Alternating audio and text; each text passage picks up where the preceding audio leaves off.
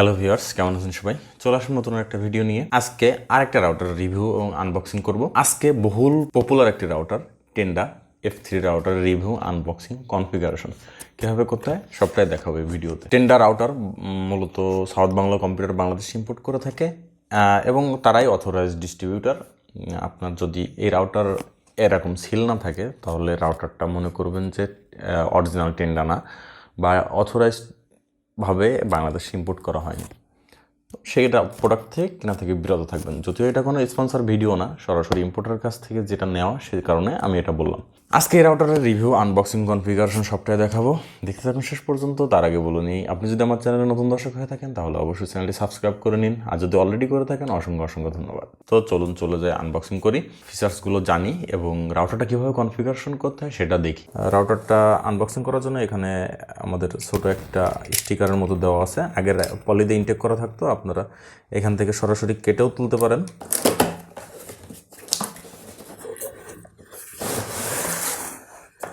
প্যাকেটটা খোলার পরে রাউটারটায় দেখতে পাচ্ছেন এখানে একটা ইউজার ম্যানুয়াল আছে। এখানে ইউজার ম্যানুয়াল, ইনস্টলেশন গাইড, আর সবশেষে এখানে যেটা দেখতে পাচ্ছেন সেটা হচ্ছে পাওয়ার অ্যাডাপ্টার, আমাদের কাঙ্ক্ষিত রাউটারটি।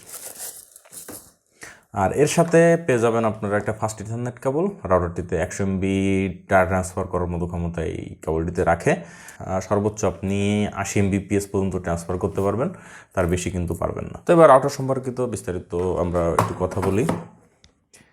এই রাউটারটি এখানে একটা এলইডি দেওয়া আছে এই, আর এন্টিনা 3টা আপনি এভাবে সোজা করে রাখতে পারবেন।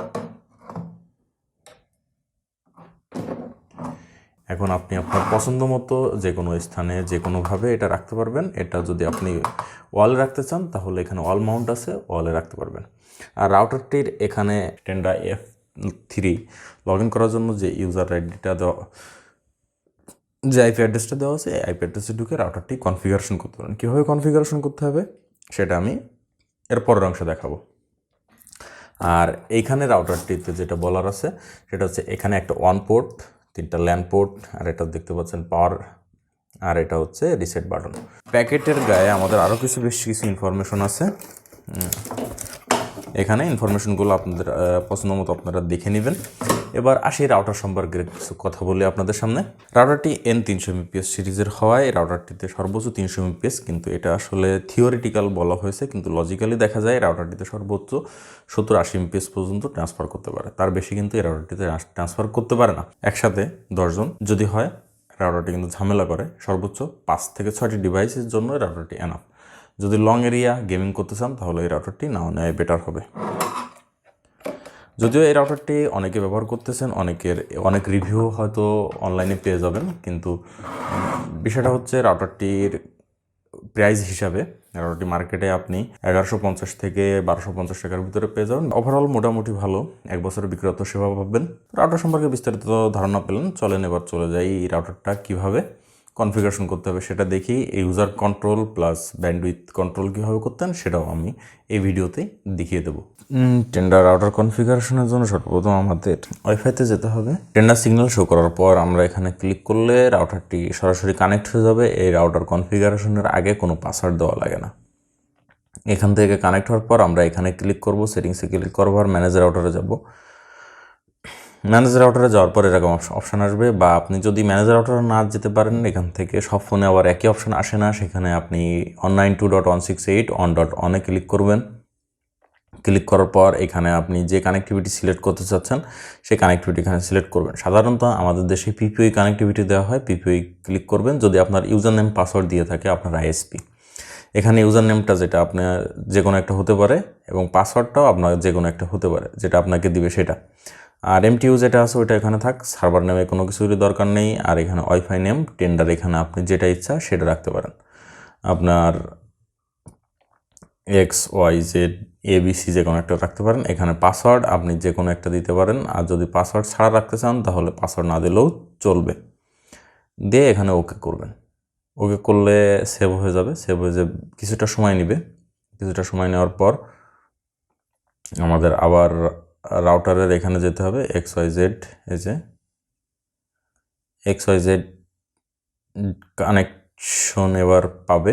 যেহেতু আমরা কনফিগারেশন করে ফেলেছি, ইন্টারনেট এবার আমাদের পাবে। কানেক্টেড উইদাউট ইন্টারনেট দেখাচ্ছে, কারণ এখানে আমাদের কনফিগারেশনে চেঞ্জ করিনি, তাই এখান থেকে আমরা যদি আবার সরাসরি ঢুকি তাহলে দেখি কি দেখাচ্ছে। নো রেসপন্স রিমোট সার্ভার এখানে দেখাচ্ছে। ওটা কোনো সমস্যা না। ইন্টারনেট সেটিংসে যে পিপিআই বাদ দিয়ে আমরা যদি এখানে ডাইনামিক আইপি অ্যাড্রেস করে দিই তাহলে এটা আমাদের ইন্টারনেট পাবে। আর এখানে আমাদের যে অপশানগুলো আছে দেখতে পাচ্ছেন, ডব্লিউএসপি, ইউনিভার্সাল রিপিটার, এপি মুড, সবগুলো এখানে পর্যায়ক্রমে।